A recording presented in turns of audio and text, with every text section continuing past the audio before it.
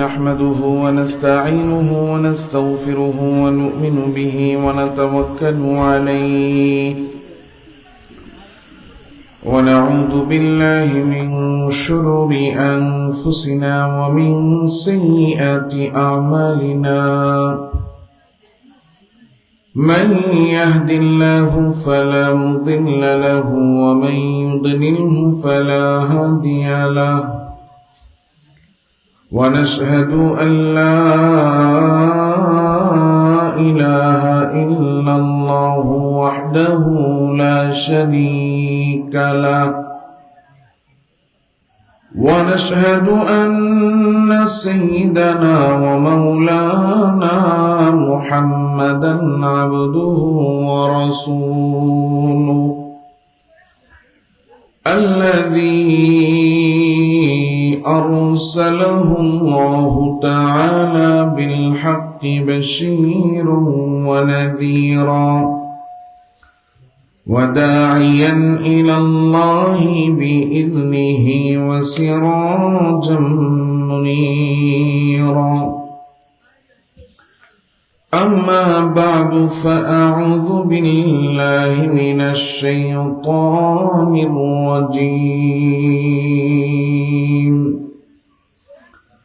بسم الله الرحمن الرحيم يا أيها الذين آمنوا اتقوا الله وكونوا مع الصادقين اللهم صل على سيدنا ونبينا وشفيعنا وحبيبنا ومولانا محمد صلى الله تعالى عليه وعلى آله وأصحابه وبارك وسلم سبحانك لا علم لنا إلا ما علمتنا إنك أنت العليم الحكيم سبحانك لا علم لنا إلا ما علمتنا إنك أنت العليم الحكيم سبحانك لا علم لنا إلا ما علمتنا إنك أنت العليم الحكيم صدق الله مولانا العظيم بارك الله لنا ولكم في القرآن العظيم ونفعنا وإياكم بالآيات والذكر الحكيم সমস্ত প্রশংসা একমাত্র আল্লাহ সুবহানাহু ওয়া তাআলার জন্য, যে মহিয়ান গরিয়ান সর্বশক্তিমান দয়ালু দাতা মেহেরবান রব্বুল আলামিন মাওলাল করিম আল্লাহ সুবহানাহু ওয়া তাআলা আমাকে আপনাকে নবীনগর যুব সংঘর উদ্যোগে আয়োজিত 17তম বার্ষিক আজকের এই তাফসীরুল কোরআন মাহফিলের প্যান্ডেলে উলামায়ে কেরামের সোহবতে, দ্বীনের নিসবতে, কোরআনের মহব্বতে দিনই কিছু কথা বলা ও শোনার জন্য আল্লাহ আমাকে আপনাকে আসার ও বসার তৌফিক দিয়েছেন। এজন্য প্রত্যেকই অন্তরের অন্তঃস্থল থেকে আল্লাহ সুবহানাহু ওয়া তাআলার দরবারে কৃতজ্ঞ হয়ে কৃতজ্ঞতা আদায় করে কালিমাতুশ শুকর পাঠ করে আওয়াজ করে জোরে সোরে প্রত্যেকেই বলি আলহামদুলিল্লাহ। পৃথিবীতে আমরা আমাদের চতুর্পাশে যত তাকাই, চতুর্দিকে তাকালেই আমরা দেখতে পারি সময়ের সাথে পাল্লা দিয়ে অন্যায়, অবিচার, গুনাহ, অপরাধ কমতেছে না বাড়তেছে? সময়ের সাথে পাল্লা দিয়ে গুনাহ, অপরাধ, অন্যায় সমাজের মধ্যে শুধু বাড়তেছে। এই যে সমাজের মধ্যে শুধু অন্যায় বাড়তেছে, মানুষ অন্যায় করে কেন করে? প্রাথমিকভাবে মানুষ যত অন্যায় করে দেখবেন এই অন্যায়গুলো তিনটা কারণে করে। মানুষ অন্যায় করে তিন কারণে। বলেন কয় কারণে? সবাই বলতেছে না, সবার মনোযোগ নাই কথায়। কয় কারণে? তিনটা কারণে মানুষ গুনাহ করে। এক নাম্বার, টাকার জন্য। কিসের জন্য? চুরি, ডাকাতি, ছিনতাই, দুর্নীতি, পাচার, ওজনে কম দেওয়া, এক নাম্বার বলে দুই নাম্বার মাল দেওয়া, মানুষকে মিথ্যা বলে ঠকানো, সিন্ডিকেট করে পণ্যের দাম বাড়ানো। আমাদের দেশে আছে না নাই? এই যে অন্যায়গুলো, এই গুনাহগুলো মানুষ করে কেন করে? টাকার জন্য। কিসের জন্য? টাকার জন্য মানুষ গুনাহ করে। টাকার জন্য ভাই ভাইয়ের সাথে অন্যায় করে। টাকার জন্য ভাইয়েরা মিলে বোনকে বাপের ওয়ারিসের সম্পত্তি থেকে বঞ্চিত করে। কথা বলেন? তাইলে আমাদের সমাজে চতুর্দিকে পুরো পৃথিবীতে মানুষ গুনাহ করে মৌলিকভাবে তিনটা কারণে, যার মধ্যে এক নাম্বার কারণ হলো টাকা। টাকার জন্য, সম্পদের জন্য মানুষ অন্যায় করে, গুনাহ করে। দুই নাম্বার, মানুষ গুনাহ করে ক্ষমতার জন্য। মাইকম্যান ভাই কই আছে? সাউন্ডটা আরেকটু স্মুথ করতে হবে। আল্লাহ।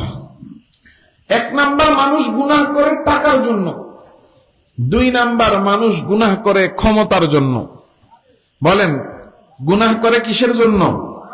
ক্ষমতার জন্য। ক্ষমতার জন্য, চেয়ারের জন্য, পাওয়ারের জন্য। ক্ষমতার জন্য একজন আরেকজনের নামে মিথ্যা মামলা দেয়। ক্ষমতার জন্য একজন আরেকজনকে এলাকা ছাড়া করে। ক্ষমতার জন্য একজন আরেকজনকে ঘর ছাড়া করে। কথা বলে না? ক্ষমতার জন্য একজন আরেকজনের মাথা ফাটায়। ক্ষমতার জন্য একজন আরেকজনকে, এই যে ওসমান হাদির মতো তরুণ তুর্কি যুবক, তারে দিনের বেলা প্রকাশ্যে গুলি করে হত্যা করছে ক্ষমতার জন্য। পৃথিবীতে যত গুনাহ হয়, এক নাম্বার টাকার জন্য, দুই নাম্বার ক্ষমতার জন্য, তিন নাম্বার মানুষ গুনাহ করে, তিন নাম্বার হলো নারীর জন্য। বলেন তিন নাম্বারে কিসের জন্য? নারীর জন্য। চোখের গুনাহ, লজ্জাস্থানের গুনাহ, মনের কল্পনার গুনাহ, এগুলো নারীর জন্য। আবার ঘরে বিবি যদি থাকে, সেই বিবি আপনি অল্প ইনকাম করেন, এই অল্প ইনকামের আয়ে যা দিয়ে আপনি তাকে দিচ্ছেন, এতে সে খুশি না, নানা রকম কথা শোনায়। তখন এই স্ত্রীরে খুশি করার জন্য কি করা লাগে? অবৈধ উপার্জন করা লাগে, হারাম উপার্জন করা লাগে। কথা বলেন? সুদ নেওয়া লাগে, ঘুষ নেওয়া লাগে। কেন? কারণ আমি হালাল ভাবে যে উপার্জন করি, সেই উপার্জনে আমার স্ত্রী সন্তুষ্ট না। তাহলে পৃথিবীতে মানুষ গুনাহ করে প্রাথমিকভাবে তিন জিনিসের জন্য। এক, টাকা। দুই, ক্ষমতা। তিন, নারী। সম্পদ, ক্ষমতা, নারী, এই তিন জিনিসের জন্য মানুষ গুনাহ করে। এই তিন জিনিসের জন্য মানুষ গুনাহ করে। আর এই যে তিন জিনিসের জন্য গুনাহ করে কেন? টাকার প্রতি লোভ। বলেন টাকার প্রতি, ক্ষমতার মোহ, ক্ষমতার মোহ। তিন নাম্বার, নারীর প্রতি আকর্ষণ, নারীর প্রতি আকর্ষণ। টাকার লোভ, ক্ষমতার মোহ, নারীর আকর্ষণ, এই তিন জিনিস যেই জায়গা থেকে আসে সেইটা হলো মানুষের অন্তর। টাকার লোভ, এই লোভটা কোথায়? অন্তরে। ক্ষমতার প্রতি মোহ, এই মোহটা কোথায়? অন্তরে। নারীর প্রতি আকর্ষণ, এই আকর্ষণটা কোথায়? এই অন্তরে। এর মানে পৃথিবীতে যত অন্যায় হয়, যত গুনাহ হয়, যত অপরাধ হয়, সব অপরাধের মূল কেন্দ্রবিন্দু হলো এই অন্তর, এই মন। এই অন্তর গুনাহ করতে চায়, এই জন্য মানুষ গুনাহ করে। আর এই অন্তর যদি গুনাহ থেকে বিরত থাকতে চায়, তো মানুষ গুনাহ থেকে বিরত থাকতে পারে। এই জন্য আল্লাহর রাসূল সাল্লাল্লাহু আলাইহি ওয়াসাল্লাম হাদিসের মধ্যে আমাকে আপনাকে ডাক দিয়ে বলছে, আলা ওয়া ইন্না লিল জাসাদি মুদগাহ ইযা সালুহাত সালুহাল জাসাদু কুল্লুহু ওয়া ইযা ফাসাদাত ফাসাদাল জাসাদু কুল্লুহু আলা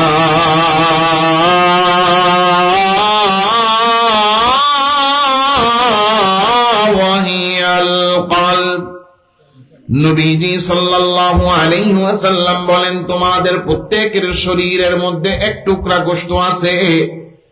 এই গোশতের টুকরাটা এমন, যেই গোশতের টুকরাটা যদি কারো সংশোধন হয়ে যায়, যার এই গোশতের টুকরাটা সংশোধন হয়ে যাবে, তার 3.5 হাত বডি সংশোধন হয়ে যাবে, তার আমল সংশোধন হয়ে যাবে, তার দুনিয়া সংশোধন হয়ে যাবে। আর এই গোশতের টুকরাটা যদি কারো নষ্ট হয়ে যায়, তাইলে তার 3.5 হাত বডি নষ্ট হয়ে যাবে, তার আমল নষ্ট হয়ে যাবে, তার জিন্দেগি নষ্ট হবে, তার দুনিয়া নষ্ট হবে। এই যে পাওয়ারফুল একটা গোশতের টুকরা, যেটা ঠিক হলে সারা দুনিয়া ঠিক, আর এই গোশতের টুকরাটার পাওয়ার এত, এই গোশতের টুকরাটা নষ্ট হয়ে গেলে সারা দুনিয়া নষ্ট। নবীজি ডাক দিয়া বলেন, আলা ওয়াহিয়াল কলব, ওই যে গোশতের টুকরা পাওয়ারফুল, এই গোশতের টুকরাটা হলো তোমাদের কলব, তোমাদের ভিতরে থাকা অন্তর। এই অন্তর ঠিক হলে মানুষের 3.5 হাত বডি ঠিক, আমল ঠিক, জীবন ঠিক, দুনিয়া ঠিক। আর এই অন্তর নষ্ট হলে 3.5 হাত বডি নষ্ট, আমল নষ্ট, জীবন নষ্ট, সারা দুনিয়াটা নষ্ট। এজন্য এই অন্তরই মানুষকে গুনাহের দিকে টেনে নেয়। কারণ যত গুনাহ, সব গুনাহের আকর্ষণটা থাকে কোথায়? বলেন কোথায়? অন্তরে। এখন এই অন্তর গুনাহ করতে চায়, এই অন্তরটারে গুনাহ থেকে বিরত রাখবো কেমনে? এই অন্তর গুনাহ থেকে বাঁচবে কেমনে? এই অন্তর গুনাহের প্রতি আকর্ষিত হবে না কিভাবে? গুনাহ থেকে বিরত থাকা এই অন্তরের মধ্যে তৈরি হবে কিভাবে? এই অন্তরকে যদি আমি আর আপনি গুনাহ থেকে বিরত রাখতে চাই, অন্তর থেকে যদি গুনাহের আকর্ষণ দূর করতে চাই, অন্তরকে যদি অন্যায়, অবিচার, অপরাধ, পাপাচার এবং অনাচার থেকে যদি বিরত রাখতে চাই, তো এই অন্তরকে ঠিক করতে হবে। অন্তর ঠিক হবে কখন? এই অন্তরের মধ্যে আল্লাহ তাআলা রব্বুল আলামিনের ভয় ঢুকবে যখন। আল্লাহর ভয় ছাড়া, আল্লাহ তাআলা রব্বুল আলামিনের ভয় ঢুকা ছাড়া এই অন্তর কখনো গুনাহ থেকে বাঁচতে পারে না। দুনিয়ার কোনো আইন দিয়া, দুনিয়ার কোনো আদালত দিয়া, দুনিয়ার কোনো বিচার দিয়া, দুনিয়ার কোন ধরনের জরিমানা দিয়া মানুষের অন্তরকে কি করা যায় না, কখনো নিয়ন্ত্রণ করা যায় না। কারণ আপনি আইন করবেন, চুরি করলে 100 টাকা জরিমানা, তো সরাসরি উপর দিয়া যদি লেনদেন করে, চুরি করে দেখবে, তখন চুরি করে টেবিলের নিচ দিয়া। কথা কন না কে? তখন চুরি করে কি? টেবিলের নিচ দিয়া। এই জন্য আল্লাহ তাআলা রব্বুল আলামিন কোরআনে কারীমে প্রায় 90টা আয়াত, বলেন কয়টা আয়াত? প্রায় 90টা আয়াতে আমাকে আপনাকে ডাক দিয়া দিয়া বলতেছেন, বান্দা তোমার অন্তরের মধ্যে ভয় ঢুকাও। ভয়টা ঢুকাইতে হবে কার?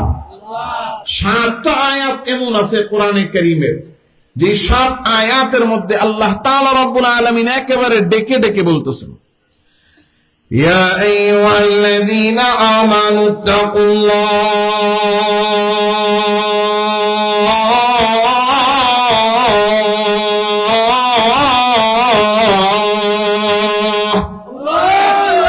আল্লাহ তাআলা রব্বুল আলামিন ডাক দিয়া বলেন, ঈমানদাররা আমি আল্লাহকে তোমরা ভয় পাও। 7 আয়াতের মধ্যে ডাইরেক্ট ডেকে ডেকে বলেন আমি আল্লাহরে ভয় করো। এছাড়াও প্রায় 90টা আয়াতে আল্লাহ তাকওয়ার আলোচনা করেছেন। কোথাও বলেছেন ওয়াত্তাকুনি, আমি আল্লাহরে ভয় করো। কোথাও বলেছেন ইত্তাকু রাব্বাকুম, তোমাদের রবকে ভয় করো। আল্লাহ তাআলা রব্বুল আলামিন কোথাও বলেছেন ওয়া মান ইয়াত্তাকিল্লাহ, যারা আল্লাহকে ভয় করবে, ওয়া মান ইয়াতাওয়াক্কাল আলাল্লাহ, যারা আল্লাহর উপর ভরসা করবে। এইভাবে কোরআনে কারীমে প্রায় 90টা আয়াতের মধ্যে আল্লাহ আল্লাহকে ভয় করার জন্য আমাকে আপনাকে আদেশ করেছেন, আমাকে আপনাকে উৎসাহ দিয়েছেন। বলেন তো কোরআনের 90টা আয়াতে যেই জিনিসের প্রতি উৎসাহ দেওয়া হয়েছে, ওই জিনিস আল্লাহর ভয় আর তাকওয়ার গুরুত্ব দাম কম না বেশি? আল্লাহ তাআলা রব্বুল আলামিন প্রায় 90টা আয়াতে আমাকে আপনাকে বলেছেন কি করতে হবে ভাই? নড়া চড়া কথাবার্তা সব বন্ধ করে দেন। কথাবার্তা বললে নড়লে চললে আমার মানে মনোযোগ বারবার বিঘ্নিত হয়। এই যে বাচ্চাটা কতক্ষণ চিল্লাইছে, ওরা তো ছোট মানুষ, বুঝে না। একজন আরেকজনের কানে গিয়ে কথা বলে, তো মাইকের কারণে কথা শোনা যায় না, তখন আরো জোরে বলে, শোনা যায় না তখন আরো জোরে বলে, তো পাশে বসে বসে একজন আরেকজনের সাথে চিল্লায় কথা বলে। কেন চিল্লান দেয়? মাইকের কারণে শোনা যায় না, তো মাইকের সাথে পাল্লা দিয়ে ও চিল্লায়। কি বাচ্চা মানুষ, এগুলো খেয়াল রাখতে হবে। আল্লাহ তাআলা রব্বুল আলামিনকে, আল্লাহ তাআলা রব্বুল আলামিন ভয় করার জন্য 90টা আয়াতে বারবার বারবার বারবার বারবার করে আদেশ করছেন। কারণ এই দুনিয়াতে যত অন্যায় অবিচার, এইগুলো থেকে মানুষকে ফিরানোর জন্য, বিরত রাখার জন্য আর কোনো উপায় নাই। উপায় একটাই, ভয় করতে হবে কাকে? কারণ আপনি কাউরে আইনের ভয় দেখাইবেন, বিচারের ভয় দেখাইবেন, কাউরে যায় আপনি বলবেন তুমি যদি এই অপরাধ করো ওই শাস্তি দেওয়া হবে, আপনি একটা আইন বের করবেন, সে ওই আইনের আরেকটা ফাঁক ফোকর বের করবে। আপনি অন্যায় থেকে বিরত রাখার জন্য একটা রাস্তা বন্ধ করবেন, তো সে আরেকটা রাস্তা খুঁজে নিবে। আপনি বলবেন ঘুষ যদি খাও এটা অন্যায়, এটা অপরাধ, এটার জন্য শাস্তি হবে। আগে খাইতো টেবিলের উপর দিয়া, যখন আপনি কড়া আইন করে শাস্তির ঘোষণা দিয়া দিলেন, এই ঘুষ বন্ধ রাখার জন্য যখন আপনি কিনা এই অফিসের মধ্যে সিসি ক্যামেরা লাগাইয়া দিলেন, আগে খাইতো উপর দিয়া, এখন খাওয়া শুরু করবে টেবিলের নিচ দিয়া।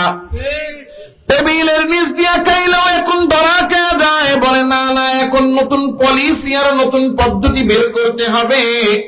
আগে লেনদেন করতো অফিসের ভিতরে, এখন লেনদেন শুরু হয়ে যায় অফিসের বাহিরে। টেবিলের উপর লেনদেন করে, এখন সিসি ক্যামেরা লাগাইয়া দিছে করে নিচ দিয়া। এখন সাংবাদিকরা এত মারাত্মক, সাংবাদিকরা অফিসের ভিতরে ঢুইকা কোনো কথা নেই, ডাইরেক্ট গিয়ে ডয়ারের মধ্যে ক্যামেরা ধরে, ডয়ারটা খুলেন, ডয়ার খুলে না তো নিজেই টান দিয়ে ক্যামেরা ধরে ডয়ারের মধ্যে মারে, দেখা যায় ভিতরে খালি ছড়ানো ছিটানো টাকা। মানে ওই যে লইছে আর ভরছে, লইছে আর ভরছে, লইছে আর ভরছে। বাস করার তো সময় পায় নাই, বাস অফিসে কেমনে করবে? অফিসে তো খালি নিতে নিতেই টাইম শেষ। বাসায় যাওয়ার আগে ডয়ারে যা আছে সব পোটলা কইরা ব্যাগে ভরে, বাসায় গিয়ে বউরে ব্যাগ দিয়ে কয় এবার বাস করো, গণ আর বান্ডিল করো। এখন যখন কিনা ক্যামেরা মেরে দিছে ওই ডয়ারের মধ্যে, কয় এখন অফিসের ভিতরে লেনদেন করা মুশকিল। এখন সিস্টেম পাল্টায় ফেলাইছে। কি সিস্টেম করছে? লেনদেন হবে অফিসের বাইরে। একজনে আসছে, স্যার কথা শুনে বুঝে ফেলাইছে সিলেটের মানুষ। জি, আমার ফাইলটা জিও, জিও না আপনাদের দেশের সিলেটের ভাষা কি? জিও, জিও। হ্যাঁ স্যার, জিও। স্যার আপনার বাড়ি কি সিলেট নেই? হ্যাঁ। কোন জায়গায়? আমার বাড়ি তো সুনামগঞ্জ। আমার বাড়ি মৌলভীবাজার। আরে আমরা এক জায়গার মানুষ। আসছেন কি জন্য? স্যার আমার ফাইলটা দেখি, আপনার ফাইল। এই ফাইল তো পাস করা সম্ভব না। স্যার দেখেন না একটু। আচ্ছা ঠিক আছে, আপনি আমার দেশি মানুষ, দিমুনে এটা পাস করে, খরচ পানি লাগবে। স্যার কি লাগবে? এই ফাইল পাস করতে তো 1 লাখের কমে হয় না। স্যার দেখেন না, আপনি আমার দেশি মানুষ, আপনি যদি আমার কাজটা না করে দেন কে করে দিব? কাজ তো করে দিব, কিন্তু 1 লাখের কমে তো হয় না। স্যার একটু ডিসকাউন্ট দিয়ে দেন। আপনি কি দিবেন? স্যার 50,000 দিমুনে। না হইব না, স্যার একটু করে দেন। আচ্ছা ঠিক আছে, টাকা এনেন, দেখি করা যায়নি। পরের দিন আসছে, টাকা টুকা নিয়ে আয়া বইছে, স্যার আমার ফাইলটা কেন আনছেন নি? জি স্যার আনছি। কই? এবার পকেটে হাত ঢুকে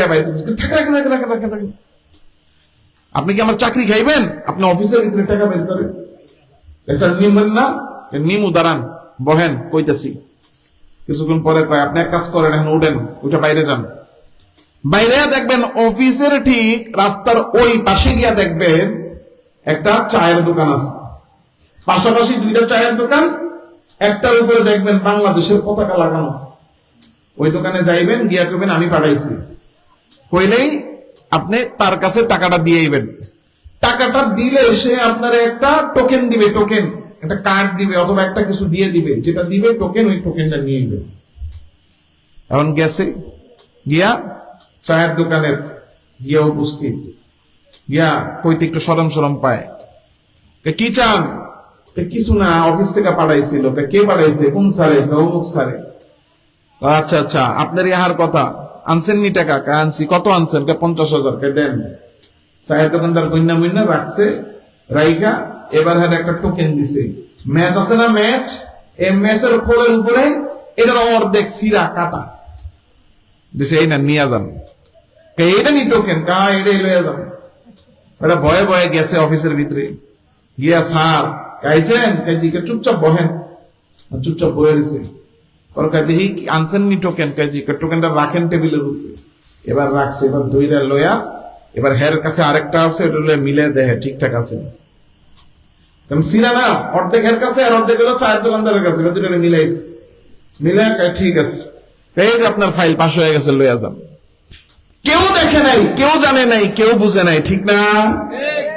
কি কেউ জানে না, কেউ দেখে নাই, কেউ বুঝে নাই, কেউ খবর রাখে নাই?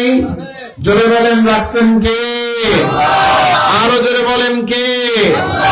আল্লাহ তাআলা রব্বুল আলামিন দেখেন, আল্লাহ জানেন, আল্লাহ তাআলা রব্বুল আলামিন খবর রাখেন। এই কথা অন্তরের মধ্যে স্মরণ রাখা, এটাই হলো আল্লাহর ভয়। যখন বান্দার অন্তরে আল্লাহর ভয় ঢুকে যাবে, তখন সে দিনের আলো, রাতের অন্ধকার, প্রকাশ্যে একাকী গোপনে কোনো অবস্থাতেই গুনাহ করতে পারবে না। কারণ যখনই গুনাহ করতে যাবে, তার স্মরণ হয়ে যাবে আমাকে দেখতেছেন কে। ইয়া আইয়ুহাল্লাযীনা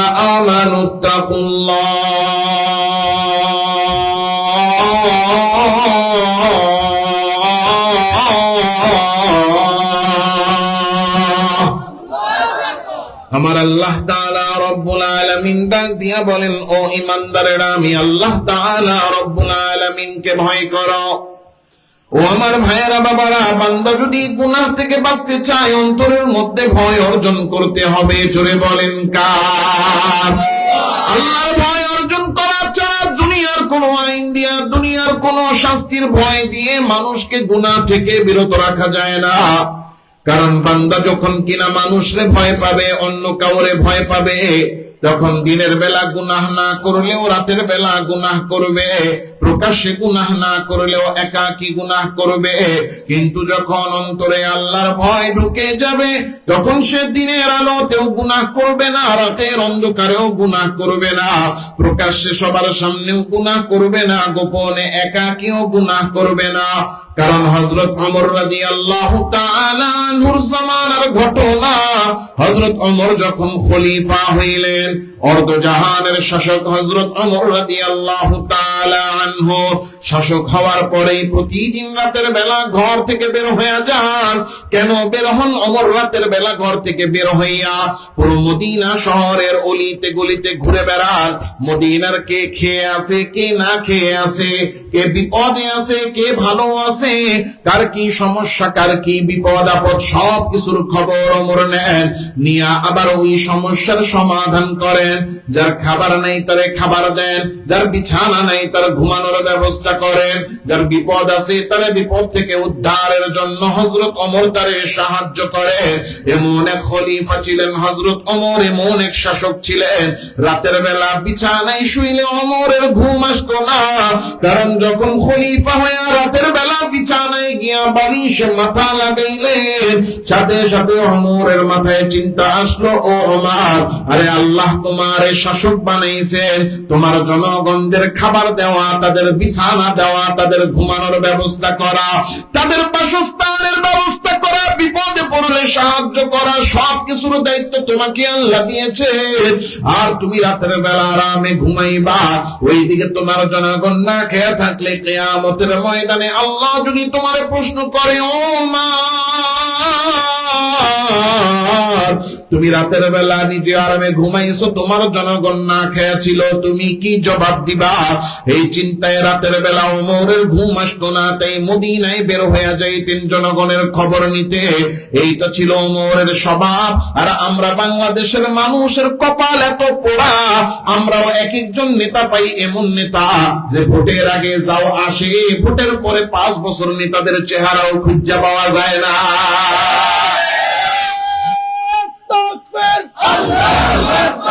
ইসলাম জিন্দাবাদ, জিন্দাবাদ। কোরআন সুন্নাহর আলো করে চলো, কোরআন সুন্নাহ যেখানে আমরা আছি সেখানে, আলেম উলামা যেখানে আমরা আছি সেখানে, ইসলামের শত্রুরা হুঁশিয়ার, সাবধান, বিশ্ব নবীর শত্রুরা হুঁশিয়ার, সাবধান।